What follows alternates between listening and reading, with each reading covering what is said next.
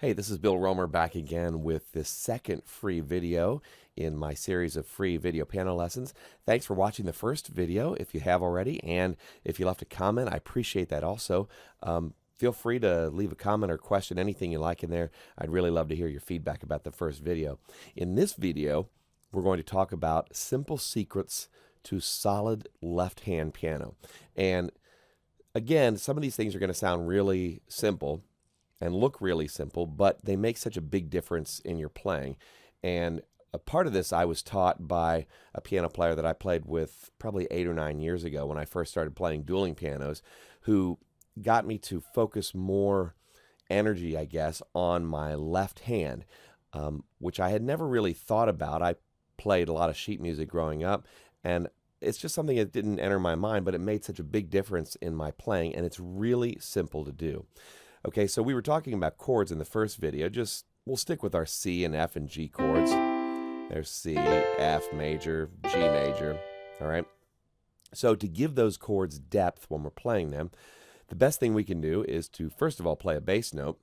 And the easiest is the single bass note on the root of the chord. So if we play a C major chord, we just play a C in the bass.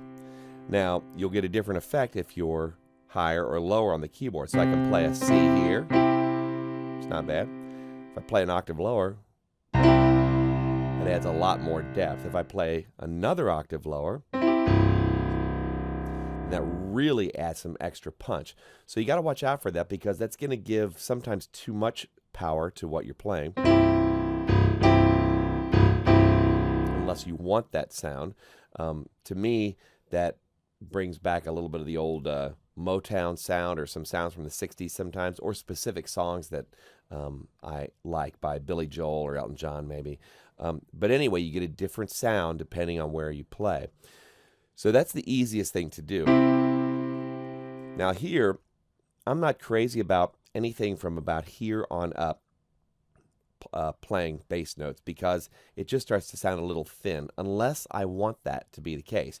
So if I want a little variety while I'm playing, and I want this section of the song to be quieter, I'll bring the bass note up here.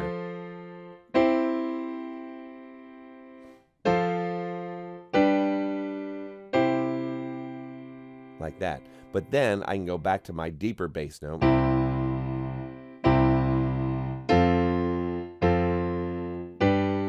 And my favorite place to play single bass notes, or any bass notes really, is right in this area here. So this is 2 octaves below middle C, right in there, all right?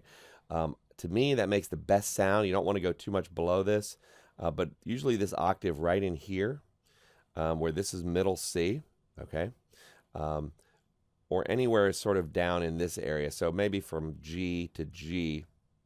And again, this is middle C here, so an octave down, and then this range here gives you a nice, good, solid bass sound. But not just single notes. One of my favorite things to do is to play octaves, and that's really one of the easiest ways to get a nice, strong bass sound. In fact, I play octaves a lot when I'm playing dueling pianos. It's just my go-to bass, because I can create rhythms with it. I don't have to worry too much about a walking bass, although we'll get to that in just a minute. So when I add those octaves, I really get some power. Then I can add a note up in here, because I still have the strength of this note down here. Or if I go down here,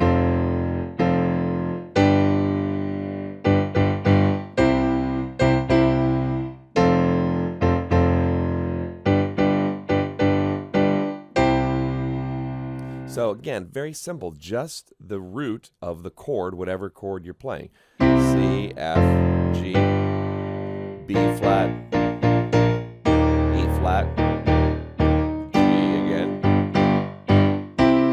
back to C. So, you don't have to worry about anything in between, any other notes, just the root of that chord in octaves, right? Very simple. So, once you play those octaves, then it's good to add some variety to that. So we'll add, we can do very simple things with octaves in the left hand. So to start with, we can just play a quarter note. So let's say we're playing a song that's in 4/4 time. So 1, 2, 3,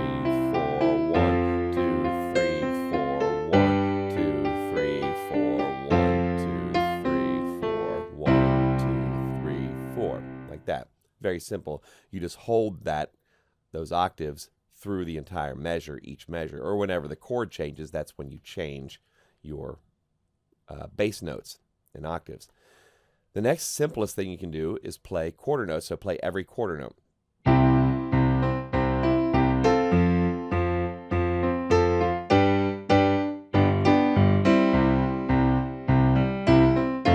Now if you play every quarter note,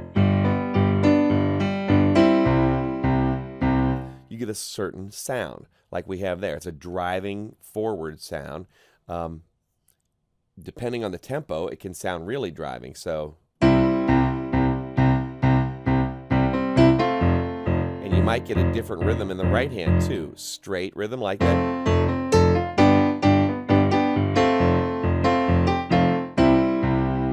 Or if it's bouncier, you get a different sound too.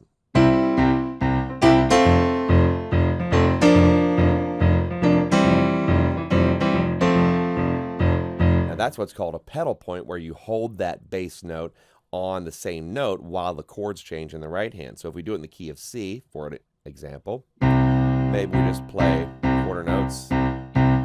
We play a C major chord, F.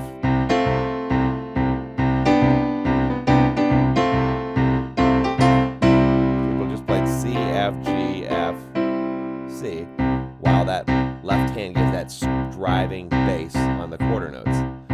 Or we have like the Sesame Street theme, like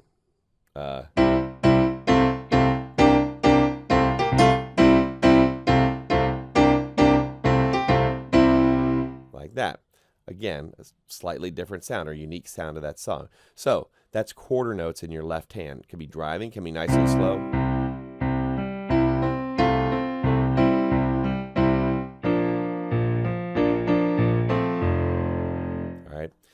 Now, we'll speed it up a little bit more and play eighth notes. And what I like to do with eighth notes usually, well, you can do two things in your left hand. You can play just like we did the quarter notes, except they're eighth notes.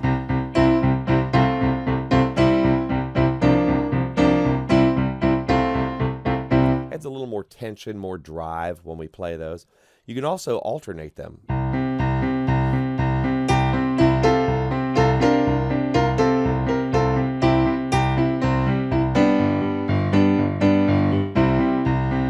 Again, a slightly different sound. And this is a sound, to me, the first song I think of is Billy Joel's My Life. So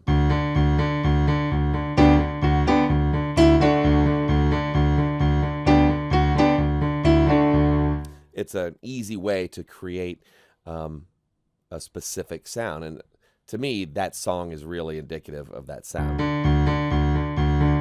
I mean, I hear those two notes in the key of D, and that's the song I think of immediately, probably because I play it a fair amount. All right. Now, you can do things like change that rhythm up a little bit more. So we can have maybe a dotted quarter note followed by an eighth note. So something like...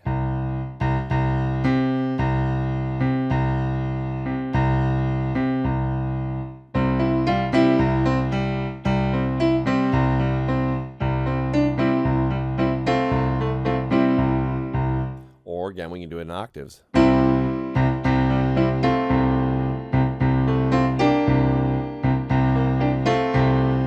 Now, I'm kind of getting into just playing patterns in the left hand because we can create these rhythmic patterns. In that case, we had a dotted quarter note followed by an eighth note and then a half note. So 1, 2, 3, 4, 1, 2, 3, 4. Or we can just play dotted quarters with eighths continuously.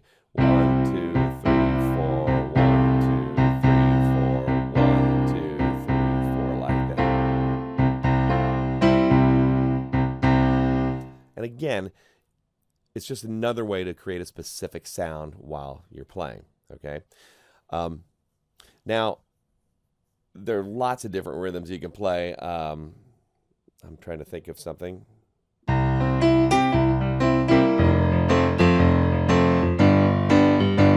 The songs bounce here.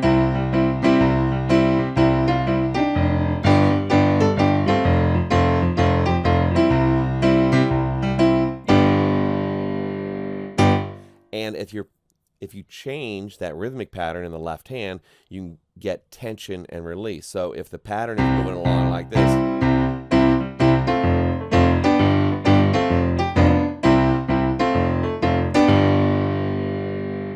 and you just stop and put 3 beats in there, hold that, you build some tension instantly like that. So again, these are very simple concepts, but just showing you that you can do a lot with a little in your left hand to get a nice solid sound and a nice solid rhythm at the same time.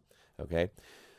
Now, a next level of complexity, I guess, would be to add the fifth of the chord, whatever chord you're playing, to your left hand. So if we're playing a C major chord, the fifth, or we'll play it like this. The fifth, we have the root, the third, the fifth is G in this case for a C major chord. For an F major, the fifth is C, it's the top of the chord. G major chord, the fifth is D. All right? So keeping that in mind, let's say for a C major chord, that fifth is G, we can toss that into the mix in the left hand. So well, here's My Girl. I've got to remember how the bass. There it is.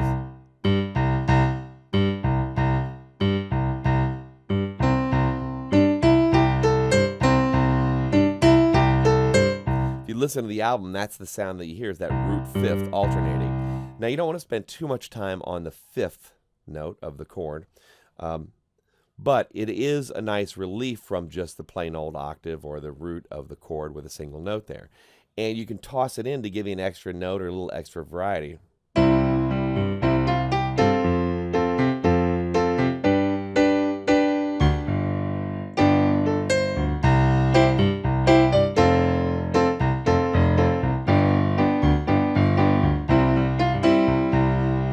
Not a particular song there, just showing you how that sounds.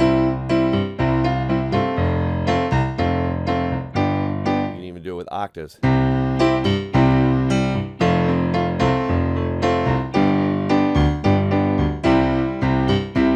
Just tossing it in the middle there for a little more variety. All right.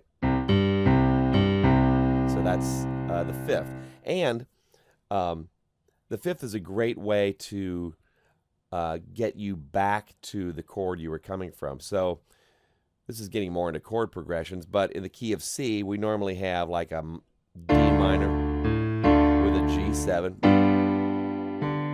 back to a C.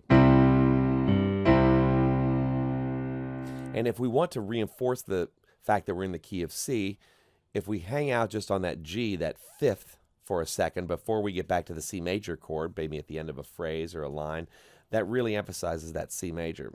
Let's play this D minor again.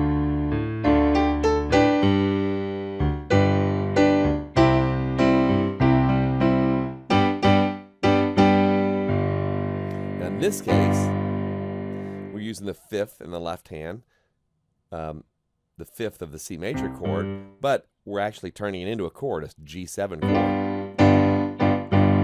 We could do it by itself without the chord.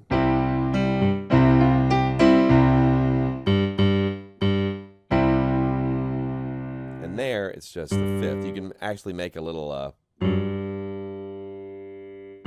you roll off of the half step below it, you get a little punch there. So sometimes I'll do that if I'm playing a swing song.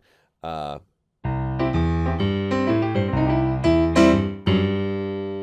get me back to the main chord of the piece. If I'm in the key of F, that would be the C.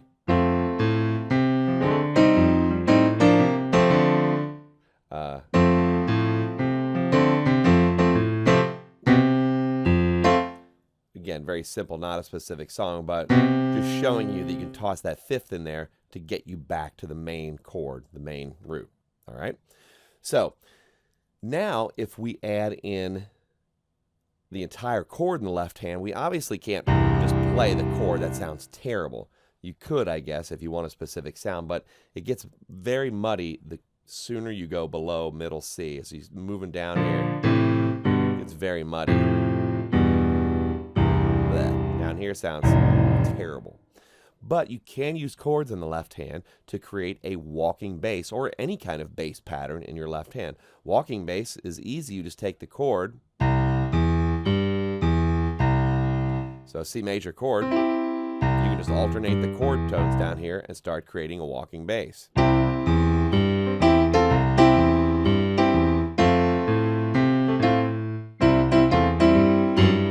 the fifth. You can even go up to the octave.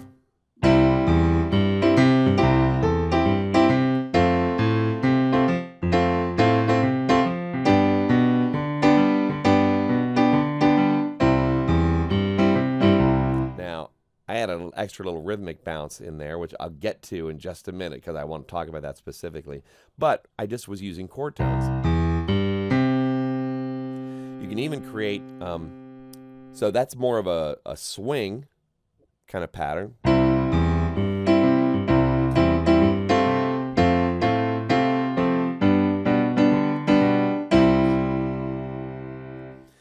You can also create a straight pattern, sort of like Under the Boardwalk, and they use the fifth and the chord tone. So from the beginning of Under the Boardwalk, that bass line, I believe, sounds something like this. I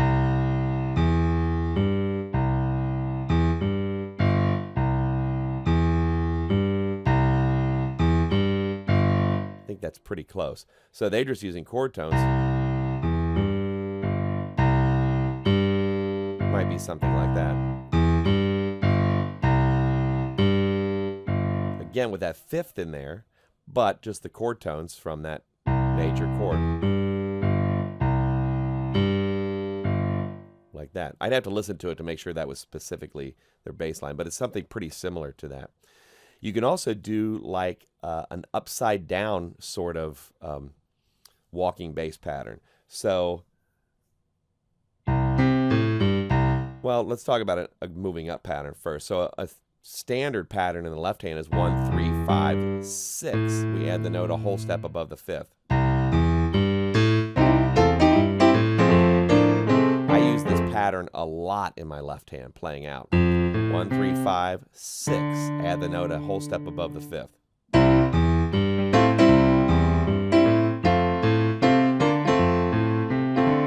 right. So you can create all kind of patterns then using the chord tones. We have a pattern like that. We have a boogie woogie pattern.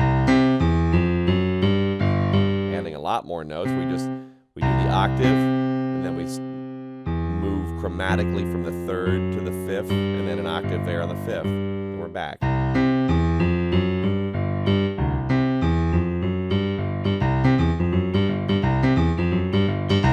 Like that, a standard boogie woogie pattern. We can have an upside down kind of boogie woogie or walking bass. A buddy of mine uses this playing Keep Your Hands to Yourself by the Georgia Satellites. So he plays it in G, I believe.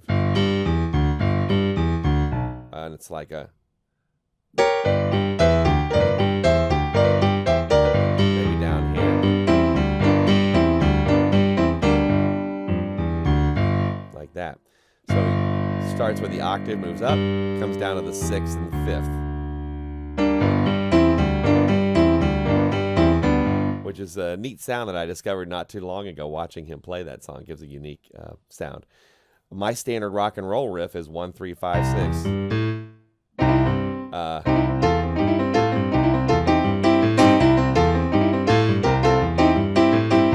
Like that. All right. So again, a number of patterns you can do there with your left hand once you just break the chord apart. Getting a little more complicated, obviously, more so than just a single note or octaves, but just showing you what you can do with your left hand to get some solid sounds there. Now, I mentioned a minute ago, and when I was playing, you may have seen me do it kind of automatically. I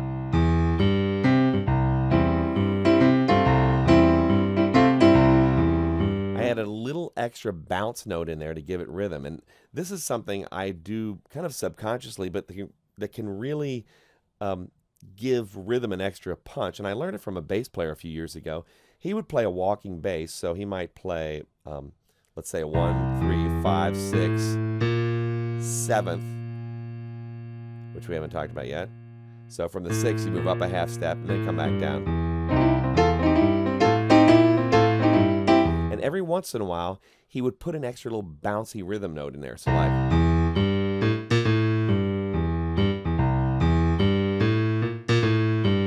something like that. Kind of randomly, and he played it on the bass, but when it was just he and I playing piano and bass, and he would do that, it really added an extra rhythmic punch, and it made the song swing a lot more.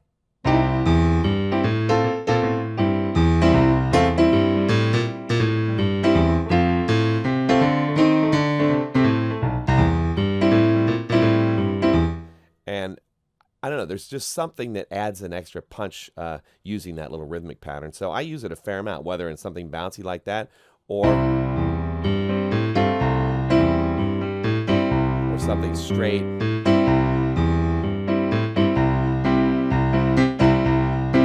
can do it while you're playing just octaves or a chord pattern or whatever, but adding that little rhythmic in-between note on any one of the notes you're playing, whether it's octaves or chord tones, can really punch up your rhythm and exaggerate it. Even playing in a song like 6/8, like I was playing at church the other day, can't think exactly what the song was.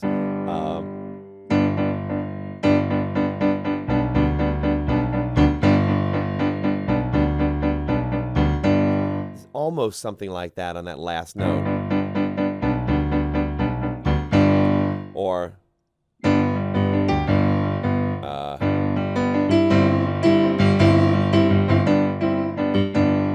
before I get back to the main note, I'll toss that little, I don't know, extra little rhythmic bounce in there, I guess I want to say. So rather than beat a dead horse, I just wanted to point that out to you, that if you put that note in between there, you can get some extra rhythmic mileage for your left hand there, okay? Now, getting left and right hands to work together, which was mentioned in the comments, is almost a whole other course. It's definitely a whole other section that I talk about in Chord Piano Bootcamp. But really, to create a set of rhythms, which I go through in my bootcamp course, you put your right and your left hand together with patterns. So to create, you know, like that rock and roll pattern we had, we need a bass line with rhythm and some pattern up here.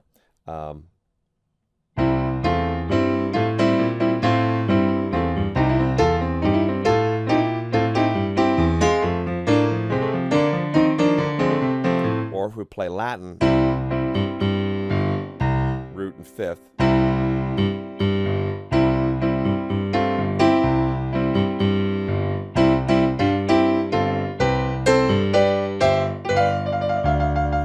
Got into playing Spanish eyes there for some reason.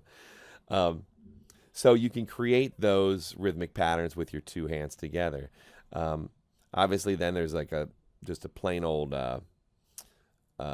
ballad pattern, which is very just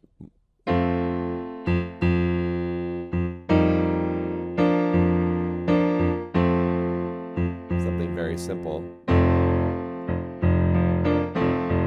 Or it might just be straight.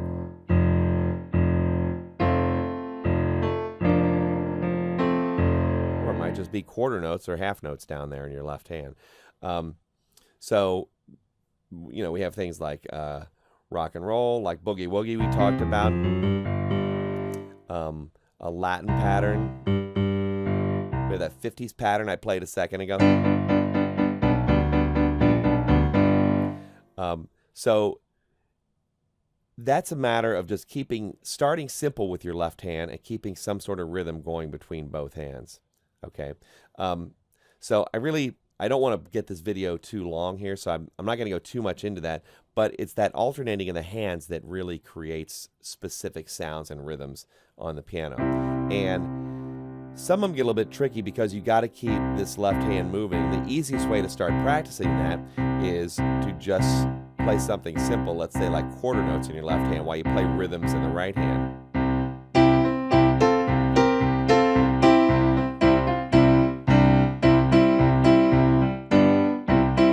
Something simple, and then add something syncopated.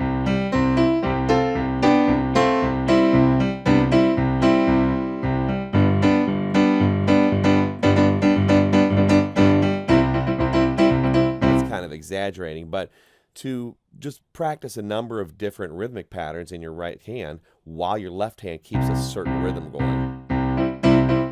Now, obviously, the easiest is just to play whole note while your right hand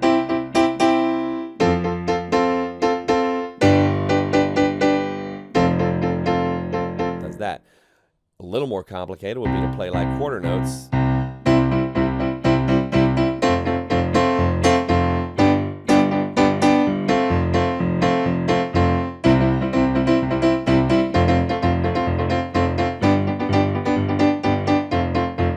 Like that, and then to get a little more complicated.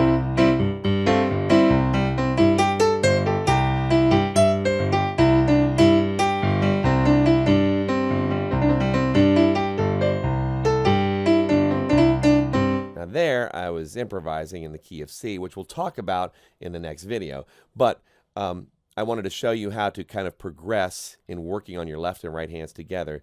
So start with a simple left hand pattern that you can keep moving consistently while you start playing more complicated things in your right hand, and then make your left hand pattern a little more complex. So that's the basics of it, all right?